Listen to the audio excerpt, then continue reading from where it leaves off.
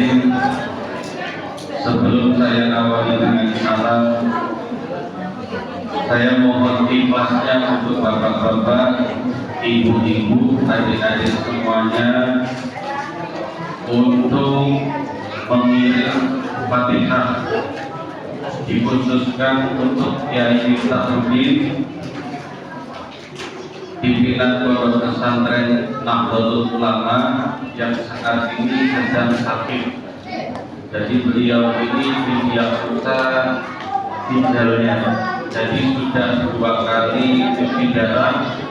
Maka kami minta ikhlasnya para kiai, Bapak Haji, Ibu Hajah dan semuanya yang hadir pada kesempatan kali ini untuk mengirim Fatihah untuk beliau. Mudah-mudahan asbab keikhlasan bapak-bapak, ibu-ibu mengirim Fatihah menjadi wasilah Allah angkat penyakit beliau. Amin. Amin ya rabbal alamin.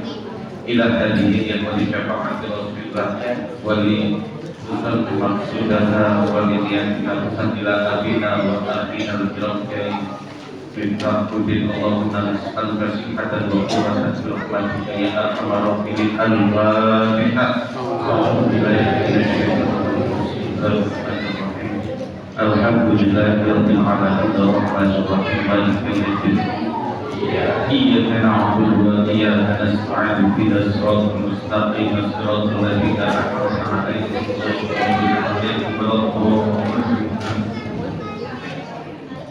Assalamualaikum warahmatullahi wabarakatuh.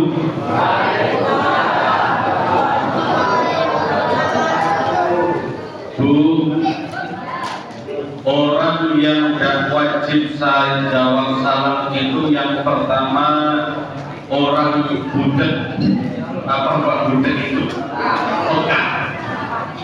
Yang kedua yang tidak wajib jawab salam itu orang gila, wong gila, tak kenal. Yang ketiga yang tidak wajib jawab salam itu orang tidur.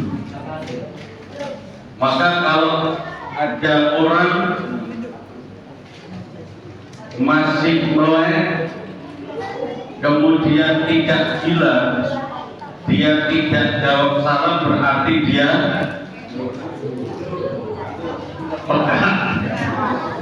dia budak. Dia tidak budak, dia tidak tidur, jaga jawab salam, berarti dia gila. Assalamualaikum warahmatullahi wabarakatuh.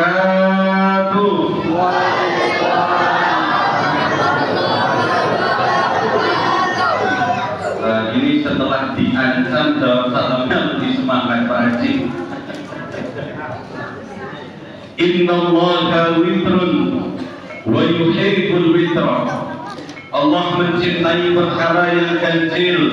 Salamnya baru 2 kali. Maka sekali lagi biar jadi ganjil, kita menjadi hamba Allah yang dicintai olehnya. Assalamualaikum warahmatullahi wabarakatuh. Waalaikumsalam warahmatullahi wabarakatuh. Alhamdulillah, alhamdulillahilladzi aina maqatal qabilin wa nafa'a bi tadhkiratil mu'minin falam yastaghilu bid dunya wahdahu bal jama'u bainad dunya wad din wa 'arafu ma li rabbih minal haqqi faqama qiyamas sadiqin. Ahmaduhu hamdal hamidin, asta'inuhu wa astaghfiruhu, fahuwa ni'mal mawla wa ni'mal mu'in. Asyhadu an la ilaha illallah وحده لا شريك له وأشهد أن سيدنا محمدا النبي المصطفى الأمين اللهم صل وسلم على سيدنا محمد صلى الله وسلم عليه وعلى آله وأصحابه ومن تبع هداه بالإحسان إلى يوم الدين.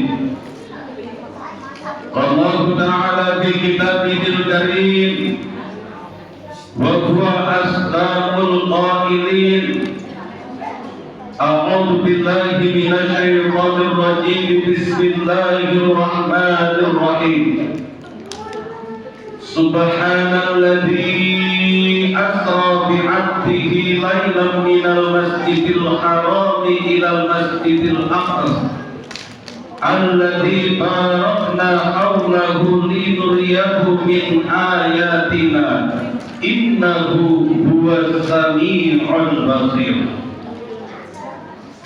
وفي آية أخرى أعوذ بالله من الشيطان الرجيم بسم الله الرحمن الرحيم إن عدة الشهور عند الله 12 شهرا في كتاب الله يوم خلق السماوات والأرض منها 4 حرم.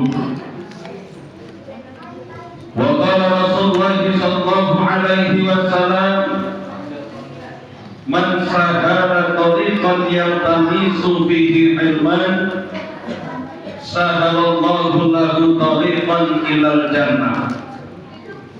إنما الأعمال بالنيات وإنما لكل امرئ ما نوى من هجرته للدنيا يصيبها أو امرأة يتزوجها فهجرته ما هاجر إليه. سعادة المحترمين أعزة الكرام, para alim, para ulama, para kiai, para asatidz wal asatidah yang sama-sama kita taatini, yang sama-sama kita hormati, wabil akhos jajaran pengurus Masjid Al-Ikhlas sebagai sahibul wasilah berkumpulnya kita pada malam hari ini yang dikomandoi oleh Pak Samad yang luar biasa, banyak sekali anggotanya, maka tidak usah disebutkan semuanya. Kalau disebutkan habis waktunya. Mudah-mudahan seluruh pengurus Masjid Al-Ikhlas dijadikan hamba-hamba Allah yang mukhlas. Amin. Apa itu mukhlas?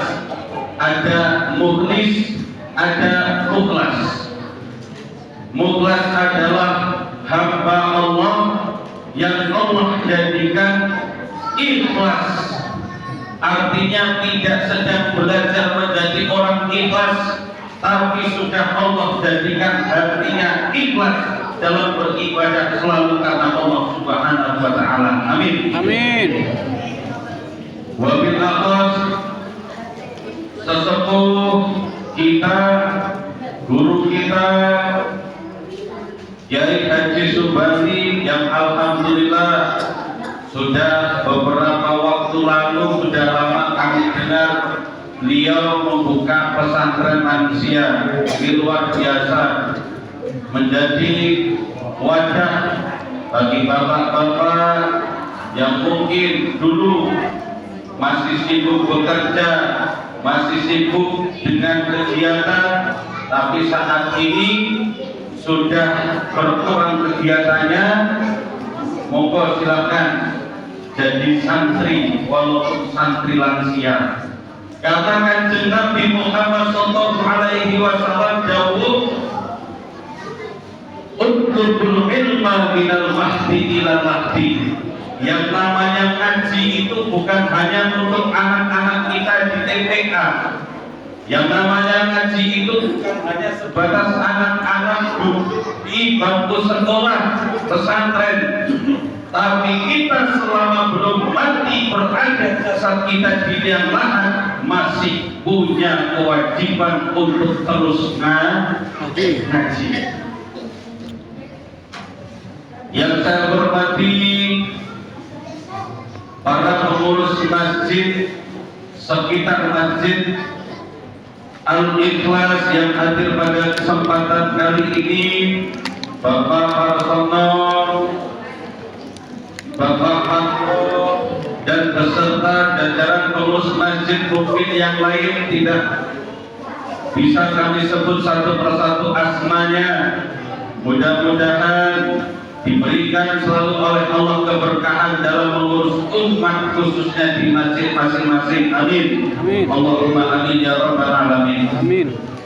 Wabil atas aparatur pemerintah yang hadir pada kesempatan kali ini, Bapak RW beserta perangkatnya, seperangkat alat sholat dibayar tunai sah. Pak RW-nya mana ini? Oh begini, Masya Allah. Kalau ganteng malam ini saya sama RW, tapi cuma malam ini aja. Besok kita. Mana lagi Pak RW? Masya Allah. Silakan dia bisnis Pak.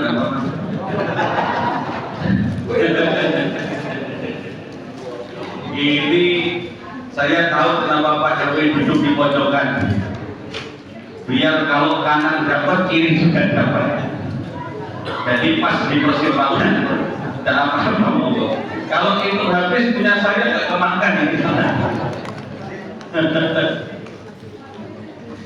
Wabil atas seluruh jamaah yang hadir pada kesempatan kali ini, bapak-bapak, ibu-ibu, bapak-bapak haji, ibu-ibu hajah dan calon hajah rahimakumullah. Amin Allahumma Amin. amin Allahumma Amin. amin ya rabbal alamin. Di dalam Al-Quran itu terdapat lebih daripada 70 kata ada di dalamnya. Lebih dari 6.000 ayat ada di dalam Al-Quran.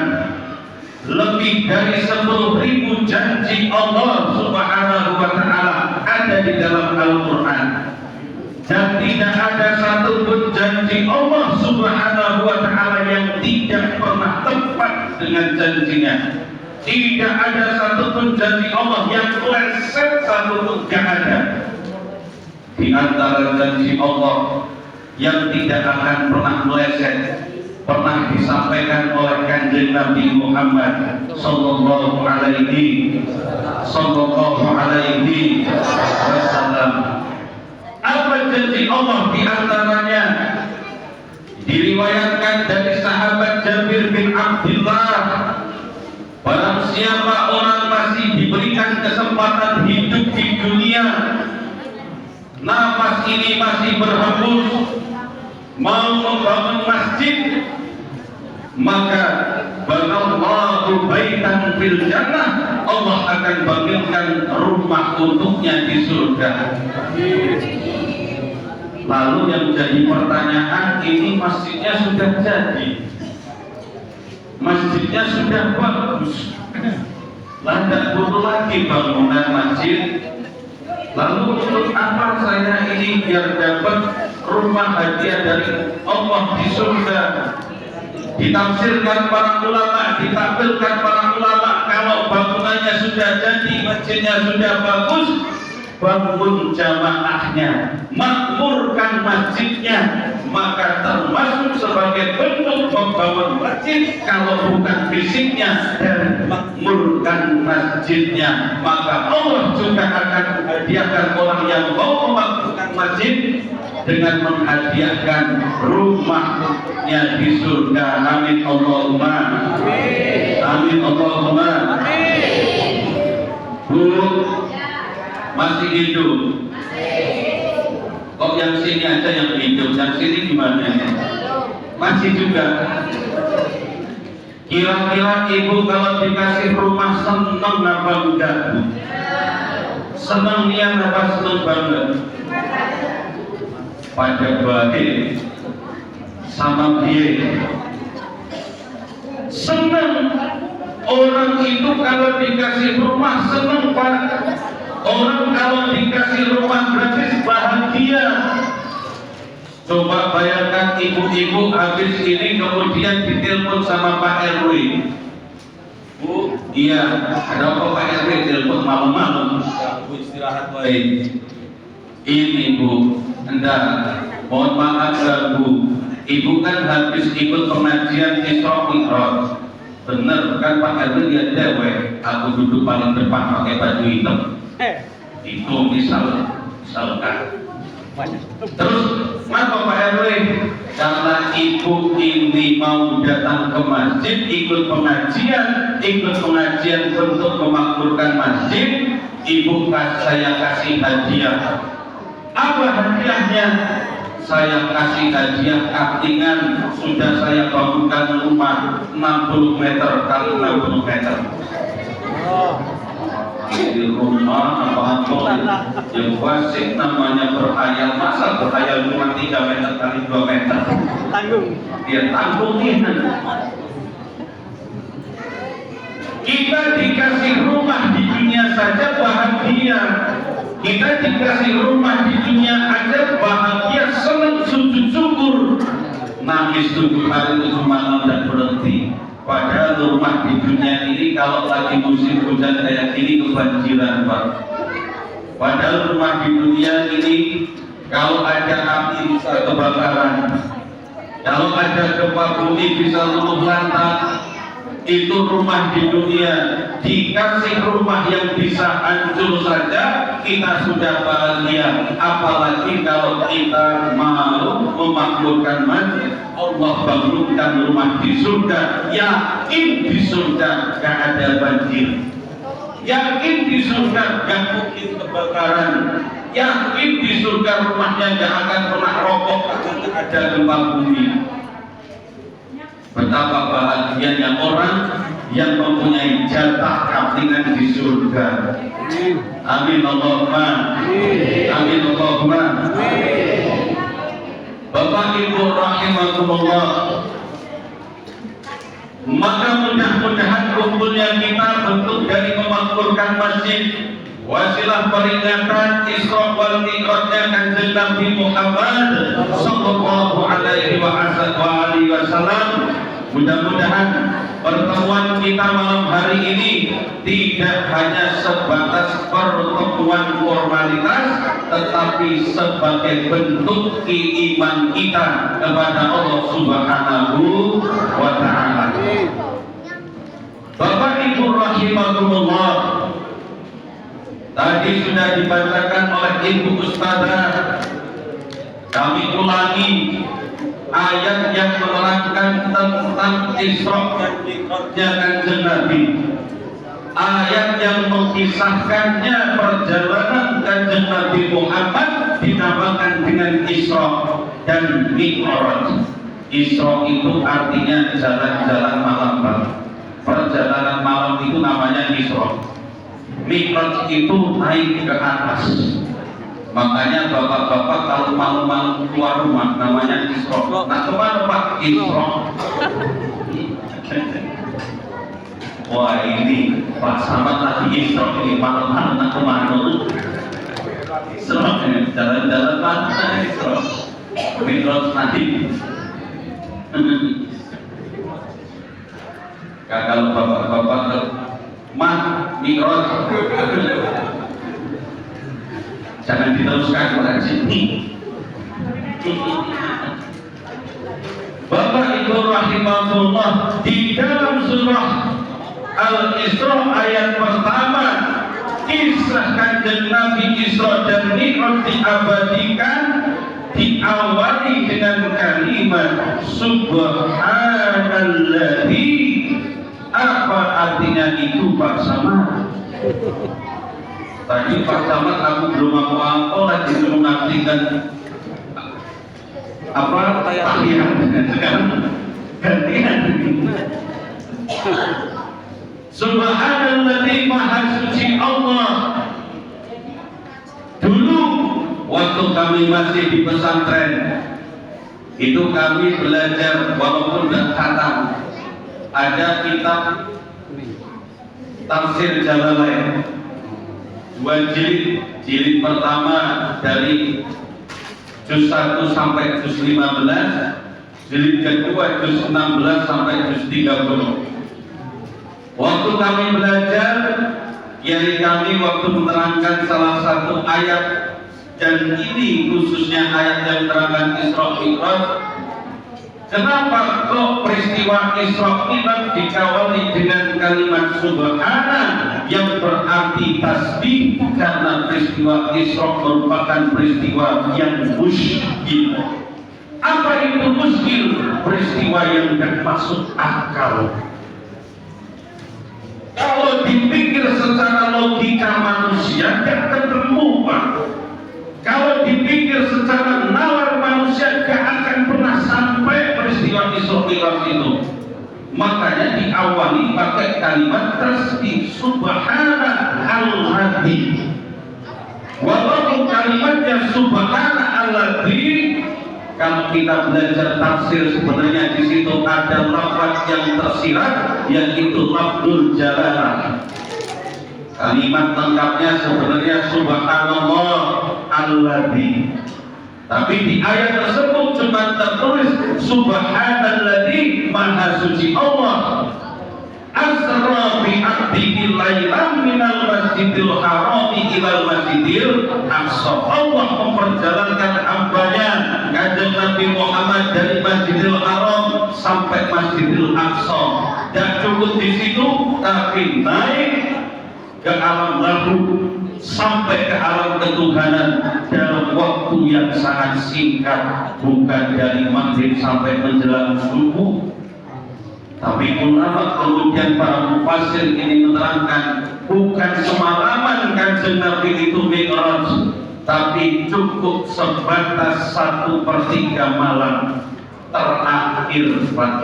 Di sepertiga malam terakhir itulah peristiwa Mi'raj. Berarti sangat-sangat singkat peristiwa Isra Mi'raj itu. Padahal perjalanan yang begitu jauh. Bu, ibu-ibu jalan-jalan itu paling jauh kemana? Ke Palembang. Kemana lagi? Danau Suci. Aduh ini. Wah, yang masa paling jauh ke Danau Suci. Kelana, jadilah daripada tidak jalan sama sekali. Ada lihat. Bapak-bapak pernah tugas paling jauh perjalanan kemana, Pak? Bogor. Mana lagi? Bogor apa balik kampung? Sana ya. Sejauh-jauhnya kita melakukan perjalanan masih di dunia inilah. Gak ada ibu-ibu melakukan perjalanan sampai pindah ke alam lain. Artinya jangan balik lagi. Masih dekat. Ujung-ujungnya paling kalau ujung Indonesia timur dari Sabang ke Merauke sudah selesai. Paling jauh ke luar negeri masih di dunia. Tapi peristiwa Isra dan Mi'raj saking tidak masuk akalnya kalau dipikir dengan nalar manusia, perjalanan yang sangat jauh sampai menembus beberapa alam. Alam dunia, alam malakut, alam ruh, alam malakut, alam lahut, Sidratul Muntaha, sampai tembus, Pak, di alam lahut yang malaikat pun gak bisa dan tidak diperbolehkan untuk masuk ke alam lahut, alam ketuhanan. Tapi biiznillah Kanjeng Nabi Muhammad sampai ke alam itu, balik lagi selamat, alhamdulillah. Saking jauhnya perjalanan sampai menembus beberapa alam, tapi ditempuh dengan waktu yang sesingkat-singkatnya. Maka peristiwa Isra Mi'raj gak mungkin terjadi 2 kali. Maka diabadikan kalimatnya menggunakan kalimat tasbih subhana. Karena peristiwa ini gak mungkin terjadi 2 kali. Peristiwa yang seperti ini gak akan ada tandingannya. Muskil dan masuk akal. Bayangkan dari kota Mekah ke Palestina Baitul Maqdis itu jaraknya 1.500 km, Pak. Ibu-ibu kalau tahu dari Prabu Muli ke tempat saya Wonosobo itu pernah saya kilometer nian. Itu cuma 1.100 km kurang lebih. Berarti lebih jauh dari itu, Pak. Lebih jauh daripada Prabu Muli ke Wonosobo, Jawa Tengah. Itu jarak antara Mekah dan Palestina, jaraknya 1.500 km. Kendaraan saat itu paling cepat, Pak. Paling kuat apa? Oh, truk, belum ada tuntutan. Paling canggih saat itu kendaraan itulah yang tahan di gurun pasir, yang tidak hitung berhari-hari, cuma kendaraan itu. Dan orang saat itu kabilah-kabilah yang biasa bepergian ke Baitul Maqdis, menempuh jarak antara kota Mekah ke Baitul Maqdis Palestina itu biasanya kurang lebih 40 hari, ya sebulan sampai 2 bulan baru sampai. Nah ini Kanjeng Nabi Muhammad cerita, aku semalam habis dari Mekah ke Palestina, naik ke langit balik lagi, cuma semalam, makanya gak ada orang percaya. Mesti tidak masuk akal bagaimana bisa orang dari Mekah ke Palestina bisa terbang ke langit, belum ada pesawat, ada pesawat pun tidak mungkin. Makanya saat Kanjeng Nabi cerita seperti itu, gak ada orang yang percaya dengan peristiwa Isra dan Mi'rajnya Kanjeng Nabi. Sahabat Nabi yang dinamakan, yang dijuluki Khulafaur Rasyidin, termasuk Sayyidina Umar bin Khattab, Sayyidina Utsman bin Affan, Sayyidina Ali bin Thalib, sahabat-sahabat Nabi terdekat pun ketika Nabi cerita tentang peristiwa perjalanan Isra dan Mi'raj ragu, tidak percaya, Pak. Apalagi kita waktu itu masih hidup. Setelah sahabat saja tidak percaya, apalagi tampang-tampang kita tambah di Abu Jahal, gak percaya juga. Maka orang yang dekat mulai menjauh, orang yang beriman mulai ingkar dengan keimanan, orang yang jauh tambah jauh, orang yang tadinya cinta tambah benci, yang benci tambah membenci Kanjeng Nabi Muhammad. Karena apa? Peristiwa Isra dan Mi'raj menganggap Kanjeng Nabi saat itu sudah tidak waras, menganggap Nabi Muhammad saat itu sudah gila. Kenapa dianggap sudah gila? Oh, ini Muhammad sudah gila gara-gara ditinggal mati istrinya Sayyidatina Khadijah al-Kubra. Oh, ini Nabi Muhammad ini sudah gila. Kenapa? Karena ditinggal mati oleh paman yang sangat membela, namanya Abdul Muthalib. Abu Thalib atau Abdul Muthalib? Abdul Muthalib itu kakeknya. Latihan saya salah, nggak ada yang benar ini masuk jurang semua di sini. Maka dianggap gila. Oh, ini Muhammad sudah gila karena ditinggal oleh orang-orang yang sangat mengasihi, orang-orang yang sangat mendukung dakwah dia.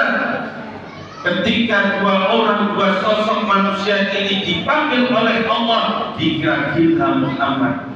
Karena saking sedihnya sampai tahun itu disebut dengan Amul Husni, tahun kesedihan, saking sedihnya Nabi Muhammad. Kenapa? Ditinggal wafat oleh Khadijah al-Kubra. Khadijah itu saudara yang luar biasa kayanya, Bu. Tidak hanya di kota Mekah terkenal kayanya, sampai ke Syam, sampai ke Yaman dia terkenal kaya, saking kayanya. Berarti Nabi Muhammad dan kaya? Oh, jangan salah, Nabi Muhammad juga kaya. Buktinya apa? Nabi Muhammad ngasih mahar ke Khadijah itu waktu itu 100 unta. Kalau 1 unta 50 juta berarti berapa Pak mahar Nabi? pada usia 25 tahun ngasih mahar 100 unta. Coba Pak itu 50 juta kali 100 berapa persen tungguin sampai subuh? 1.500.000. Berapa? Banyak. Kalian Muhammad sukses juga, tapi tidak ada pembandingannya kesuksesan Muhammad dengan saudagar kaya yang bernama Khadijah, Siti Khadijah, kaya raya, orang yang paling mendukung secara finansial, secara strata ekonomi, diangkat untuk dakwah baginda Rasul, diwafatkan oleh Allah, dipanggil oleh Allah, terpuruk kanjeng Nabi. Ada sosok yang paling melindungi namanya Abu Thalib. Tidak ada satupun petinggi Quraisy, tidak ada satupun pemimpin Quraisy, tidak ada satupun orang kafir Quraisy yang berani menyentuh Nabi saat berdakwah, saat masih ada pamannya Abu Thalib.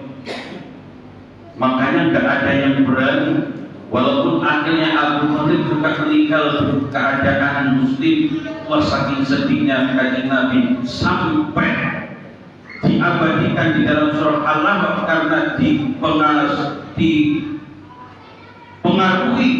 oleh Abu Lahab sampai tidak bisa bersahadat di akhir hayatnya. Maka sedih Nabi Muhammad pada saat itu, ditinggal Khadijah, ditinggal paman beliau yang sangat-sangat mendukung dalam dakwahnya. Masalah ekonomi ditopang oleh Siti Khadijah, masalah keamanan dilindungi oleh Abu Thalib pamannya. Dua orang yang melindungi dan mendukung ini wafat, sedih baginda Rasul. Maka karena Rasulullah sedih, kekasihnya sedih, Allah tidak rela dikasih hiburan dengan jalan-jalan. Maka Isra Mi'raj hakikatnya juga merupakan hiburan yang Allah berikan kepada kanjeng Nabi Muhammad dalam peristiwa Amrul Usni di tahun kesedihan. Yo jalan-jalan biar gak sedih. Ketemu para nabi di Baitul Maqdis. Sebelum naik ke Sidratul Muntaha, Nabi Muhammad menjadi imam seluruh nabi di Baitul Maqdis. Jadi imam sholat sunnah di Baitul Maqdis. Menjadi hiburan luar biasa. Maka ibu-ibu kalau sedih minta diajak jalan-jalan sama suami. Iya, mana dalilnya? Dalilnya Isra Mi'raj. Pak, aku lagi sedih. Aku jalan-jalan baik Pak, jangan Pak itu. Nabi Muhammad saja waktu sedih dikasih hiburan sama Allah jalan-jalan. Masa aku sedih dan diajak jalan-jalan? Itu dalil yang mutlak ibu-ibu. Jadi saya lagi bela ibu-ibu. Nanti yang tidak lagi. Bapak Ibu rahimahullah, maka yang biasa dijelaskan oleh para mubalik, yang dijelaskan oleh para kiai, para asatidz dalam peristiwa Isra Mi'raj seperti tadi disampaikan oleh Pak Saman, oleh yang paling mulia saat itu namanya sholat. Dan hafal semuanya. Nabi Muhammad waktu pertama dapat perintah 50 kali sholat, ketemu Nabi Isa mengatakan, Muhammad, umatku akan kuat kalau disuruh 50 kali sehari. Sholat lagi 50 jadi 45, ketemu Nabi Isa lagi, dikatakan tidak akan kuat itu kalau masih 45, terus 9 kali, akhirnya jadi 5 kali. Itu sampai hafal bapak-bapak ibu kisah itu. Tapi ada yang jarang disampaikan waktu kanjeng Nabi Muhammad Mi'raj naik di depan malaikat Jibril, diizinkan oleh Allah melihat ke Lauhul Mahfuz, dan di situ ada benda yang ditanya oleh kanjeng Nabi Muhammad, ya Jibril, ma hadi?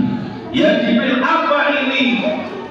Dijawab oleh Jibril, ya Muhammad, hadihi sajaratul hayat. Inilah sajaratul hayat. Li ayu saya Jibril, untuk apa Sajaratul Hayat itu? Sajaratul itu pohon, hayat itu kehidupan. Berarti Sajaratul Hayat pohon kehidupan. Li ayu saya Jibril, untuk apa pohon sebesar ini, serindang ini, sebanyak ini daunnya? Untuk apa Allah menciptakan pohon ini? Kemudian malaikat Jibril menunjukkan yang Muhammad, lihatlah di setiap daun itu ada nama-nama hamba Allah. Setiap kali ada bayi yang lahir, maka akan tumbuh daun beserta namanya. Dan jika ada orang mati, maka daun itu akan lepas dari tangkainya. Itulah Sajaratul Hayat yang ada di Lauhul Mahfuz. Maka bapak-bapak, ibu-ibu saat ini masih ada di sini, masih bisa ngaji, masih melek, masih sehat, masih bisa ngunyah, itu karena daun yang ada nama kita di Sajaratul Hayat masih nempel. Tapi kalau sudah nggak nempel lagi, berarti kita nggak ada lagi di sini. Maka tak heran ulama kemudian menjelaskan 40 hari sebelum orang itu meninggal, itu biasanya orang bertingkah aneh, tingkah lakunya nggak biasa, ucapannya juga tidak biasa, tidak wajar seperti biasanya. Baru kita sadari kalau orang tersebut sudah mati, sudah meninggal. Contoh, Pak Haji nitip anak sama istri ya dikira mau pergi belanja, dikira mau berangkat berkawin, makanya nitip anak di rumah. Tapi baru sadar kalau orang ini sudah mati. Oh, ternyata kalimat kemarin itu bentuk pamitan. Sering apa enggak Pak ketemu kayak gitu Pak? Sering. Akhir-akhir ini sering ketemu apa enggak Bu?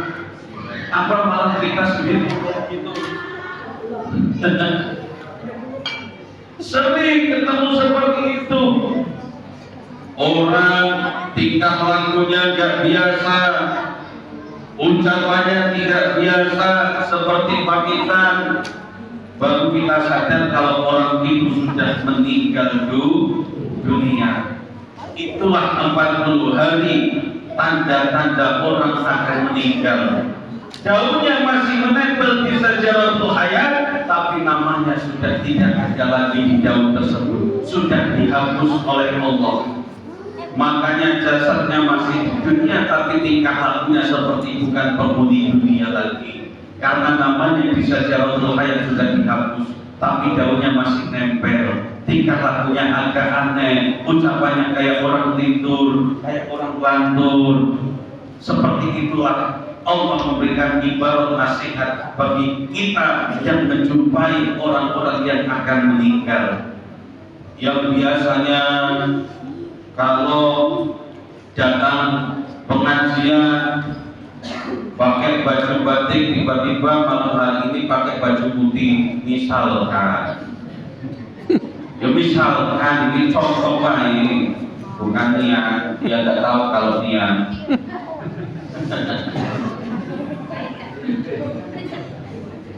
Biasanya pakai batik, tiba-tiba malam ini pakai baju putih.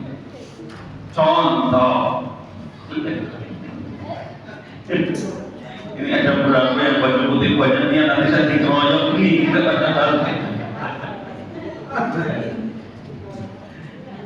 agak aneh. Kenapa? Karena namanya sudah tidak ada di Sajaratul Hayat.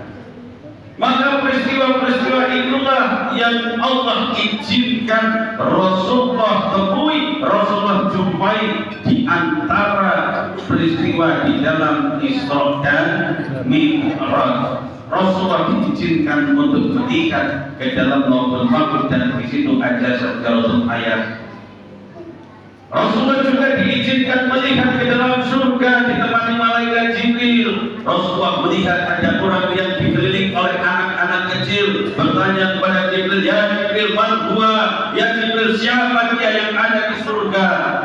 Dijawab oleh Jibril, huwa abuka, dia itu bapak jenengan, dia itu bapakmu ya Rasul. Wa manhum, dan siapa anak-anak yang memiliki itu? Yaitu anak-anak yang wafat, anak-anak yang meninggal sebelum akil balik, akan menjadi pelayan-pelayan penghibur di surga, syafaat bagi kedua orang tuanya. Nabi Ibrahim saat itu dilihat oleh Kanjeng Nabi Muhammad, ditemani oleh malaikat Jibril, diizinkan oleh Allah. Ditanya, oh ternyata itu Nabi Ibrahim beserta anak-anak. Maka ini menjadi turunan dalil.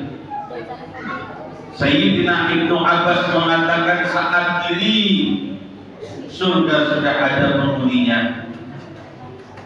Para aulia Allah, para nabi-nabi Allah, para utusan Allah. Ini kata Sayyidina Ibnu Abbas. Siapa Sayyidina Ibnu Abbas? Paman baginda Rasul yang paling muda, itu namanya Sayyidina Abbas radhiyallahu anhu. Dan kita jadi tahu bahwasanya anak-anak kita, cucu-cucu kita yang wafat, yang meninggal sebelum dia akil balik, jaminannya adalah ke surga. Jaminannya tempatnya tidak di alam barzakh. Yang namanya barzakh itu artinya pemisah antara alam dunia dan alam akhirat. Makanya kaidah bahasanya akhiratun. Kalau di dalam ilmu nahwu shoroh itu kalau diakhiri dengan tak marbutoh, artinya di belakangnya sudah tidak ada lagi alam. Kalau masih pakai akhirun, maka masih ada di belakangnya. Tapi kalau sudah pakai akhiratun akhirat, maka di belakangnya sudah tidak ada halaman. Maka alam akhirat alam yang terakhir. Ada pembatasnya sebelum kita masuk ke alam akhirat, namanya alam barzakh. Ada alam insan, ada alam hisab dan lain sebagainya, alam yang dikumpulkan di padang mahsyar. Maka tidak bagi anak kecil yang belum balik dia dimasukkan ke dalam alam barzakh, tapi dia ditempatkan di tempat yang baik oleh Allah Subhanahu wa taala. Maka ruh itu ada dua tempat. Kalau kita buka kitab, nama kitabnya Ar-Ruh, karangan Ibnul Qayyim Al-Jauzi. Kalau kita pelajari, saya punya kitabnya. Kitab namanya Ar-Ruh karangan Imam Ibnul Qayyim Al-Jauzi. Walaupun bukan imam kita sebagai ahli akidah Ahlussunnah wal Jamaah, saya punya kitabnya. Di situ dijelaskan ruh itu setelah meninggal Allah tempatkan tiga tempat. Yang pertama namanya sijin, yang kedua namanya indiyin. Sijin adalah tempat ruh yang buruk, yang jelek. Kalau meninggal dalam keadaan jelek, membawa amal yang buruk, ruhnya ditempatkan namanya tempat sijin. Kalau ruh itu meninggal dalam keadaan baik, orang meninggal dalam keadaan husnul khotimah, orang meninggal membawa kebaikan, maka ruhnya akan Allah tempatkan tempat ruh tersebut namanya illiyin. Yang ketiga, hak prerogatif Allah, terserah Allah balikkan ke alam kuburkah, Allah tempatkan di alam barzakh. Itulah tiga tempat menurut Imam Ibnul Qayyim Al-Jauzi di dalam kitabnya Ar-Ruh. Ma'asyiral muslimin wa zumratan mu'minin rahimakumullah. Maka luar biasanya peristiwa Isra Mi'raj tidak hanya sebatas oleh sholat dari baginda yang diperoleh oleh baginda Rasul, tetapi banyak kejadian-kejadian selama peristiwa Isra dan Mi'raj. Makanya saat Rasulullah itu cerita nggak ada yang percaya. Hanya ada satu orang, Pak. Ada satu orang yang paling bahagia dengan peristiwa Isra Mi'raj. Waktu Kanjeng Nabi cerita, aku ini habis jalan dari Mekah ke Baitul Maqdis, naik ke langit. Ada yang paling bahagia mendengar cerita itu. Siapa namanya? Abu Jahal. Abu Jahal ini dengar kisah Kanjeng Nabi seperti itu bahagia, senang. Tapi senangnya itu bukan senang beriman, senangnya karena senang ngecek. Oh benar-benar udah edan ini Muhammad. Oh benar-benar sudah gila ini Muhammad.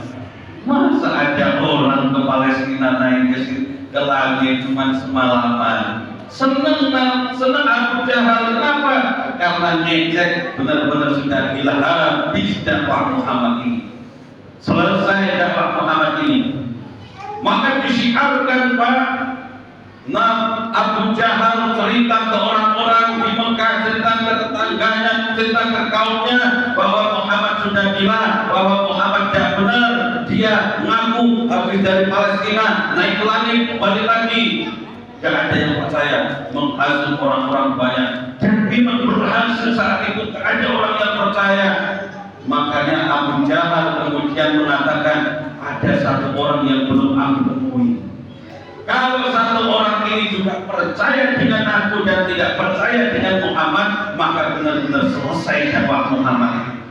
Siapa orang tersebut? Ibni Abu Quhafah. Siapa? Abu Bakar. Abu Bakar saat itu masih ada di ladang, ditemui oleh Abu Jahal. Abu Bakar, apa?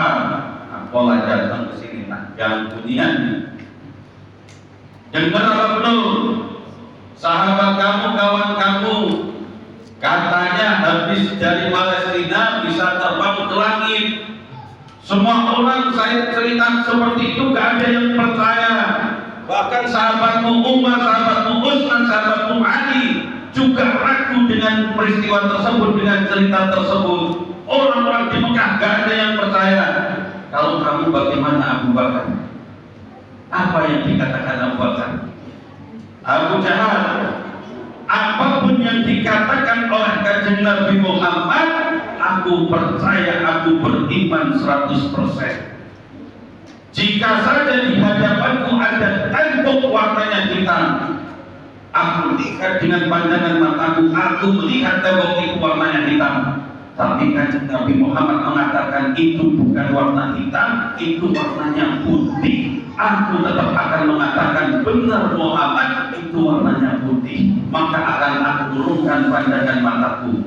Itu saking berimannya Abu Bakar terhadap apa yang disampaikan oleh Nabi Muhammad. Maka saat itu satu-satunya orang yang paling beriman, yang paling percaya dengan peristiwa Isra Mi'raj adalah Abu Bakar. Makanya mendapatkan gelar As-Siddiq. Maknanya apa? Maknanya di saat orang lain banyak tidak beriman, di saat orang lain tidak percaya dengan peristiwa Isra Mi'raj, Abu Bakar inilah orang yang paling beriman dan percaya dengan peristiwa Isra Mi'raj. Dan selesai di situ tetap masih berusaha Abu Jahal. Ya sudah, balik lagi ke Nabi Muhammad.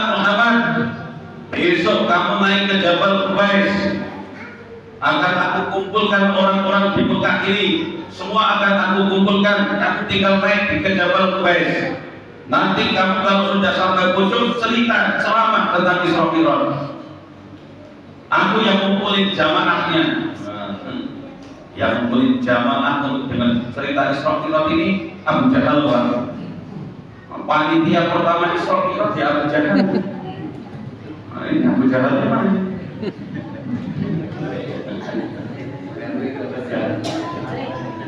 Iya, yang suruh naik ke mimbar, yang mau suruh naik ke Jabal Qubais Abu Jahal. Yang ngumpulin orang-orang di Mekah untuk dengar ceramah Isra Mi'raj Abu Jahal. Wes pokoknya kamu naik wae ke Jabal Qubais, masalah kopi, masalah snack aku yang urus, kata Abu Jahal. Tinggal terima yang ceramah aja kamu naik ke Jabal Qubais. Pak Haji, Bu Haja yang pernah ziarah ke Mekah itu kan Jabal Qubais sekarang dijadikan Istana Raja.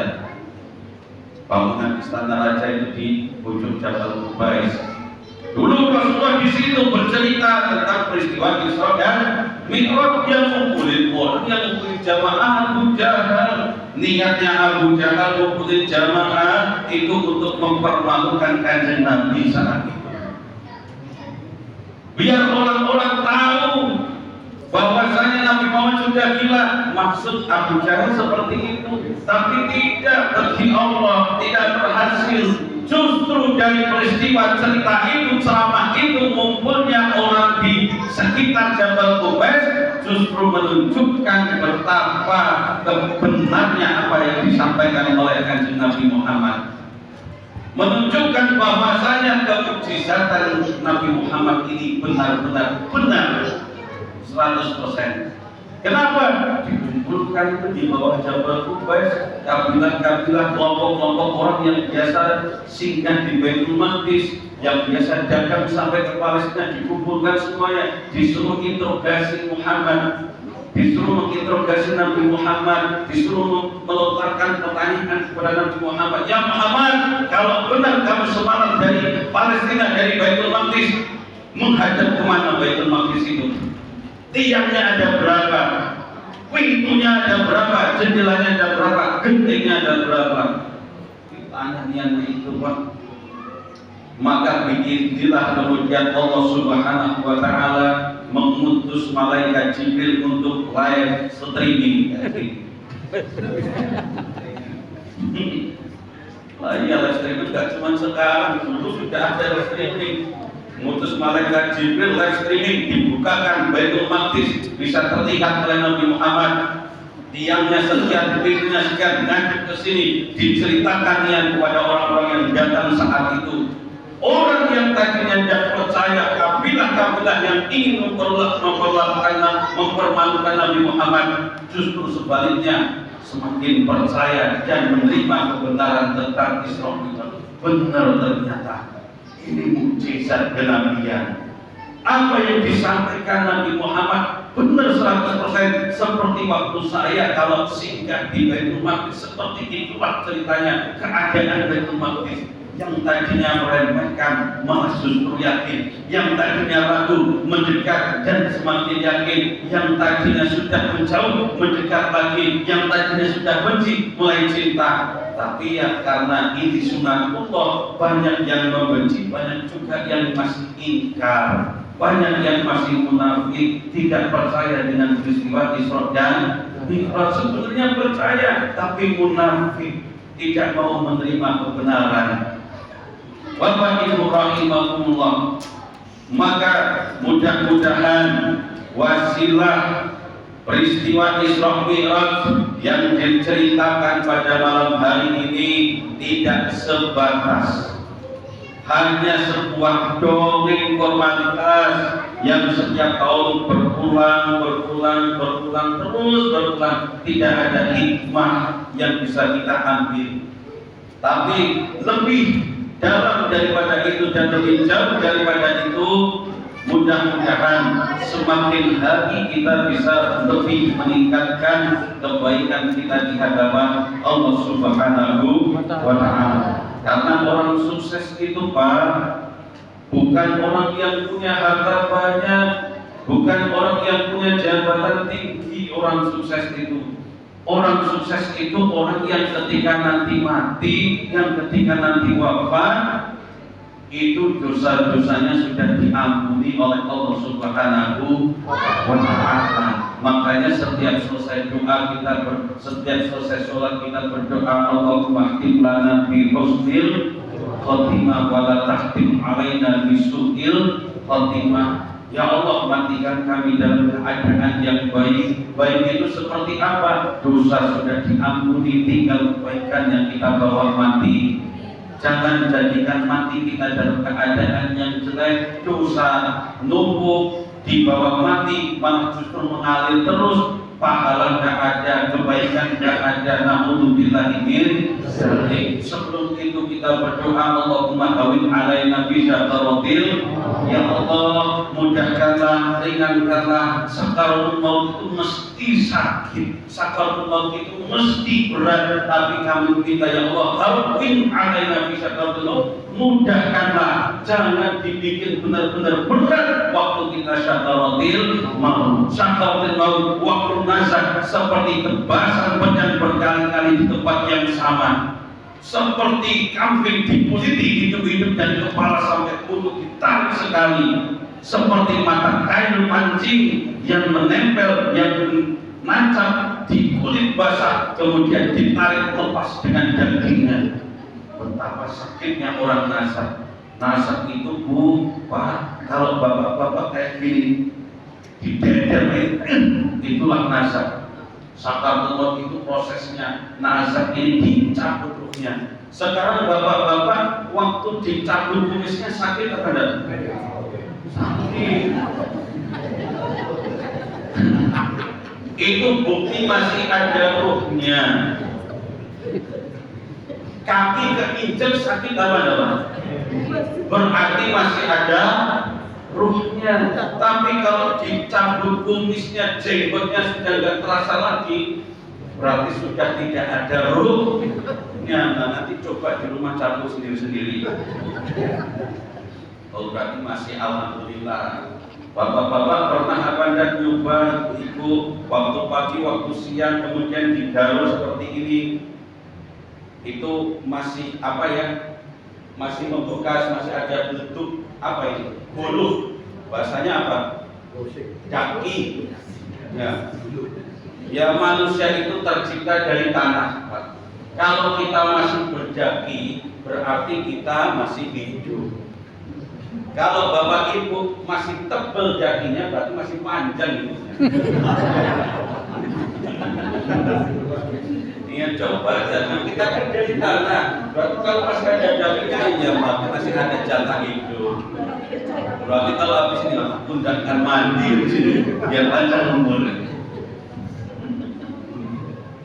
Bapak Ibu rahimahullah, Rasulullah mengatakan majalasa qaumin majlisan lam yadhkurullah wa lam yusallu ala nabiyyin wa huwa atta wa huwa rabi wa huwa atta.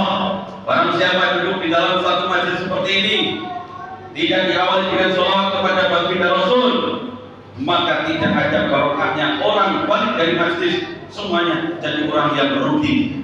Maka alhamdulillah tadi diawali sholawatan ibu-ibu, sholawat Jibril. Kenapa disebut dengan sholawat Jibril? Karena yang mengucapkan pertama kali adalah malaikat Jibril. Kapan?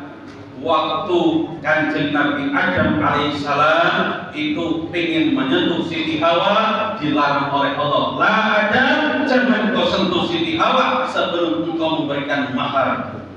Nabi Adam bingung, itu maharnya apa? Aku tidak punya apa-apa, belum pegawai. Disuruh ngasih mahar, maka bingung. Diutuslah malaikat Jibril karena perintah maharnya shollu ala Muhammad, bersolawatlah kepada Kanjeng Nabi Muhammad. Bagaimana cara bersolawatnya? Nabinya belum ada, makhluknya belum ada, orangnya belum ada, sudah disuruh bersolawat. Dibisikkan di telinga kanan malaikat Jibril kepada Nabi Adam, shollu ala Muhammad, sallallahu ala Muhammad. Itulah lafaz sholawat Jibril, sallallahu ala Muhammad. Ini yang istiqomah diamalkan oleh para masyayikh Lirboyo, para masyayikh Tegalrejo, kemudian diamalkan oleh Habib Lutfi Pekalongan. Luar biasa fadilah sholawat Jibril tersebut. Tapi lafaznya tidak boleh ditambah, tidak boleh dikurangi. Lafaz sholawat Jibril itu ya sallallahu ala Muhammad, sallallahu ala Muhammad, sallallahu alaihi wasallam. Nah, sallallahu alaihi wasallam itu sudah tambahan aja biar luas kalau sholawatnya. Kan gitu. Nah, sholawat kan biar luas. Ibu-ibu kalau pengajian kan biasanya sholawatan dulu, benar benar.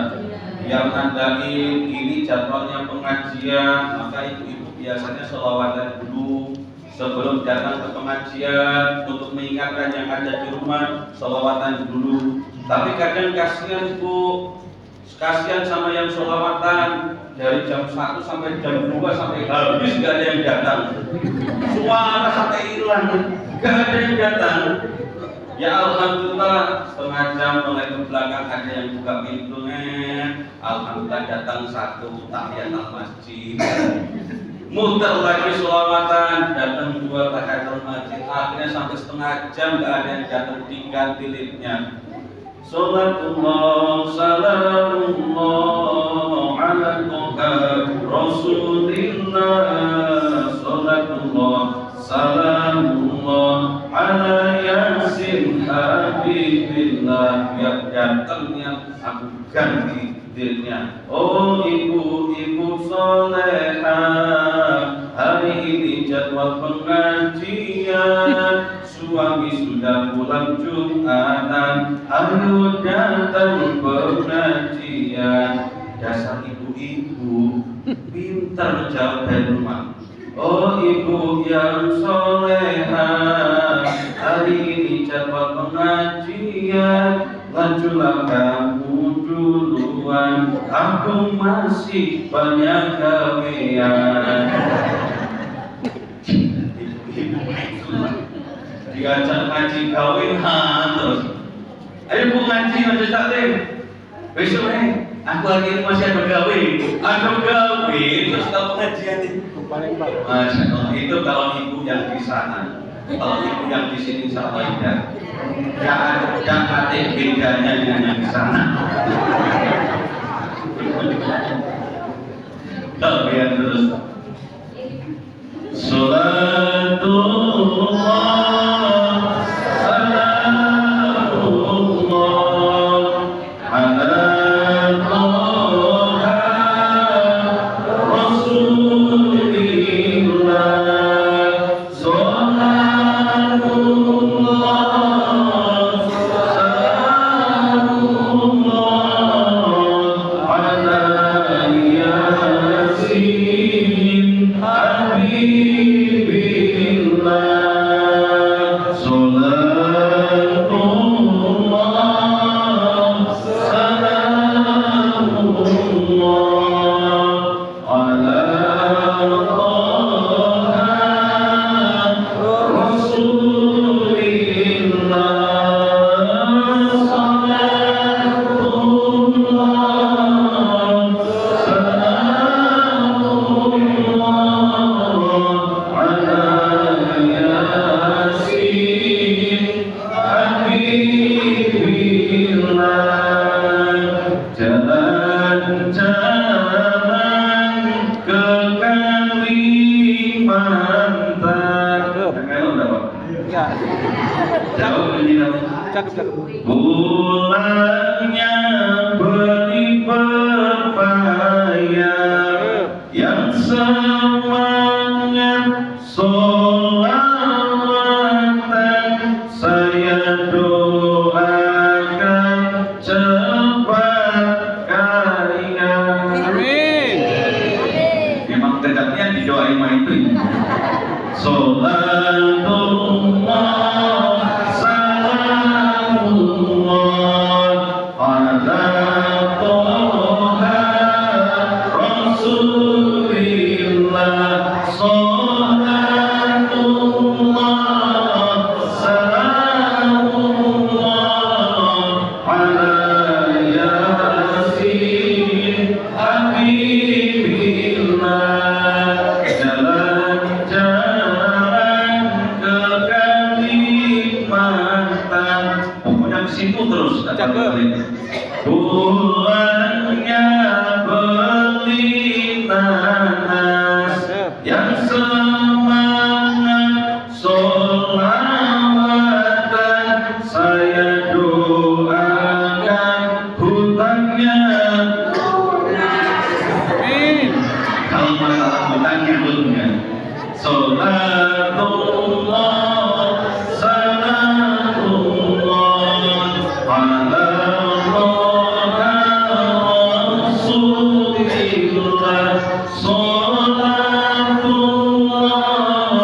salamullah ala Yasin Habibillah. Jalan-jalan ke Kalimantan.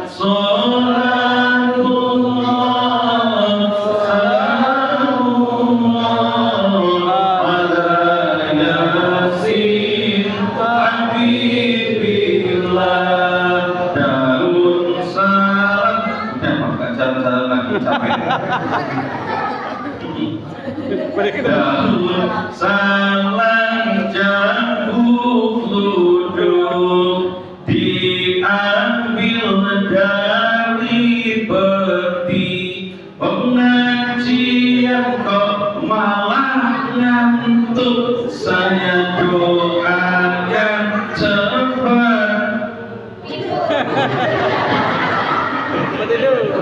cepat haji juga kok mati jangan ringan mau berangkat baru di tempat pengajian malah didoain mati repotin nanti kalau di sini. Cepat naik haji. Bapak Ibu rahimakumullah. Jadi Pak Bu, alhamdulillah tidak terasa, yang tidak terasa ini bapak-bapak duduk, saya ini terasa begini. Jadi sudah 1 jam 1/4 Pak. Saya itu kalau ceramah, kalau misi acara berhentinya bukan karena lamanya jam, bukan juga karena malamnya. Kalau di pesantren biasa sama Ustaz saya Haifullah, di pesantren ngajar sampai jam 10. Habis itu tidur enggak Pak, masih begadang ngopi sampai jam 2 bangunin santri, giliran satu bangun kita tidur. Bukan karena enggak malamnya berhenti, bukan karena lama waktunya berhenti, tapi kalau saya ceramah itu berhenti kalau sudah banyak orang yang selonjoran. Tanda-tanda. Paling tidak itu ada 4 orang.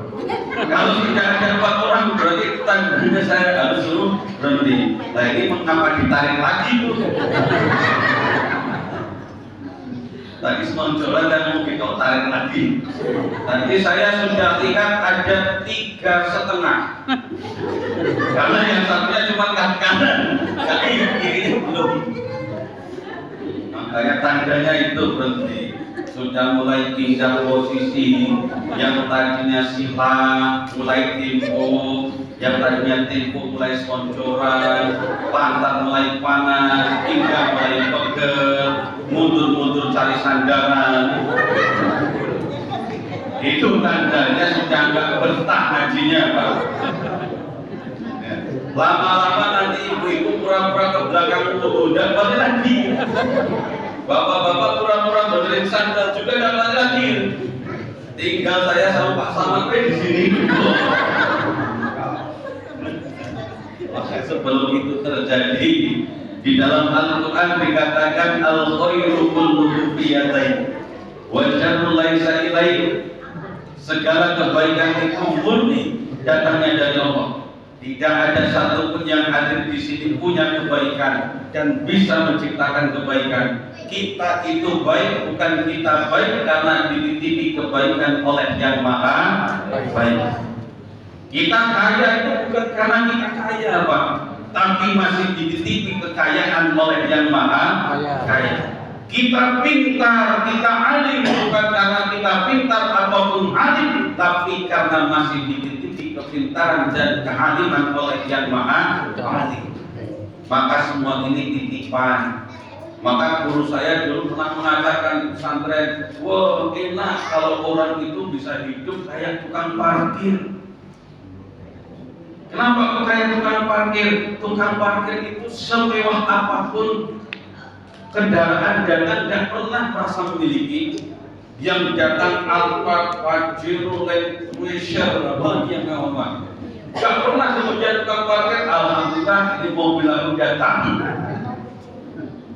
Oh jangan diambil ini mobil Pajero punya aku. Tidak pernah tukang parkir seperti itu. Tapi tukang parkir walaupun kendaraannya mewah di hadapan matanya, dia tidak pernah merasa memiliki karena dia sadar itu titipan. Makanya kalau diambil legowo, enteng hatinya, itu kalau bisa. Tapi nampaknya berat disuruh jadi tukang parkir Pak ya. Kok jadi tukang parkir? Tukang parkir. Pernah. Jangankan mobil diambil, Jangankan kendaraan diambil, pulang ngaji sandal hilang aja udah ribut. Mudah-mudahan nanti sandalnya nggak ada yang ketukar.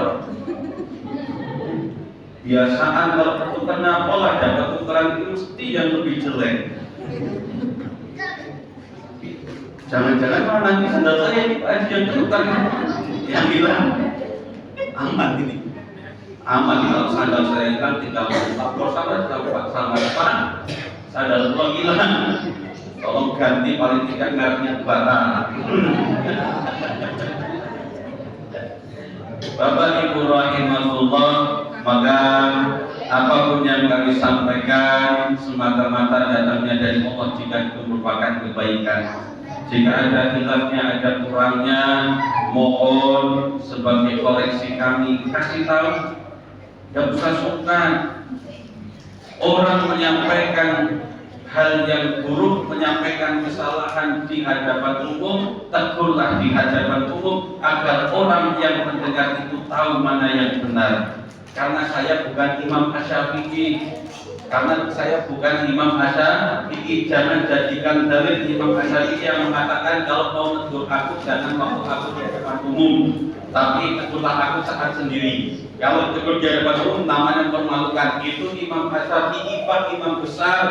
Nah, kalau saya imam besar perut ini, maka tegur. Saya menyampaikan di hadapan umum keliru, salah, tegur di hadapan umum. Karena saya bukan siapa-siapa, saya tidak perlu dihormati. Akan gitu. Kalau orang kok dengan dalil Imam Syafi'i ditegur dan dia meramu, berarti dia ingin dimuliakan di hadapan orang lain. Dia ingin mendapatkan kehormatan di hadapan sesama. Namun bila ingin dari sebelum kami tutup dengan salam dan ini disampaikan oleh Bapak MC, ditutup dengan doa. Tapi mohon izin Bapak MC dan Bapak sesepuh Masjid Al-Ikhlas yang saya takdimi dan bukan kasat takdim dan teman hadir di tengah-tengah kita, banyak yang lebih sepuh untuk memimpin doa yang lebih afdol. Jadi mohon maaf, mohon ikhlasnya para sesepuh yang hadir pada kesempatan kali ini untuk memimpin doa sebelum kita akhiri dengan tahap dalam yang akan ditutup oleh MC. Ibu-ibu, jangan dulu pulang waktu yang ceramah itu salah. Pulanglah waktu ditutup oleh yang membuka. Dibuka tadi oleh MC, jangan dulu pulang sebelum MC tutup dengan hamdalah. Rasulullah mengatakan, man jalasa fi majlis walau sa'ah, barang siapa duduk di dalam satu majlis seperti ini dari awal dibuka sampai akhir sabar tetap duduk, khairun min alfi raka'atin, lebih mulia daripada 1000 kali sholat sunnah, 1000 rakaat sholat sunnah. Nah, kadang-kadang orang tidak mendapatkan fadilah majlis tadi karena kalau sudah ceramahnya selesai dianggap selesai, bubar semuanya, padahal MC-nya masih bertegak, masih berdiri, belum ditutup, tapi sudah bubar. Lah ini fadilah majlis taklimnya nggak didapat, barokahnya majlis ilmu berkurang. Maka sebelum nanti Bapak MC tutup dengan alhamdulillah, hamdalah bersama, yang usah buru-buru dulu ngangkat pantat, duduk aja dulu, sonjoran ya nggak masalah, tiduran aja nggak masalah, asal masih dalam posisi duduk, jangan guling-guling. Guling masih mutan paling karpet nanti. Saya akhiri wallahu a'lam bishawab, wallahu muwaffiq ila aqwamit thoriq. Wassalamualaikum warahmatullahi wabarakatuh.